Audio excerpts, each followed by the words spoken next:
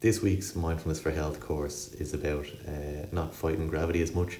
So if we're in a lot of pain, it's and we feel the urge to stop. It's not pushing through that into boom and bust cycles and then being wrecked for a few days after. And for me, I'm not in huge pain, but it's funny. I've just kind of realised in other ways I can do it. I might teach a class and then there's almost this gravity of, okay, now today's the day to prep the next class or to review last week's, and get this boring feeling. And it's like, that's when I switch on to Netflix, or just ignore it. I find it, and then I find I definitely get the payback in the next class, where I just don't enjoy it. And people can see I'm flustered, I'm looking for notes, and the payback, I suppose, then is spending the next few weeks really back to basics, almost trying to make up for one bad class. And definitely the after effects are are kind of more than the initial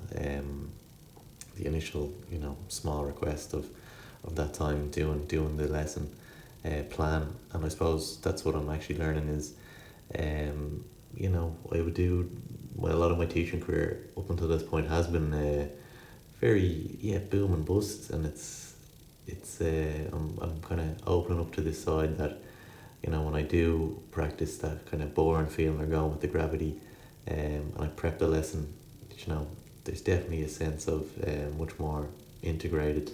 So I'm just curious at it this week, that when I get that boring feeling, I'll go with it and prep a class or whatever it might be.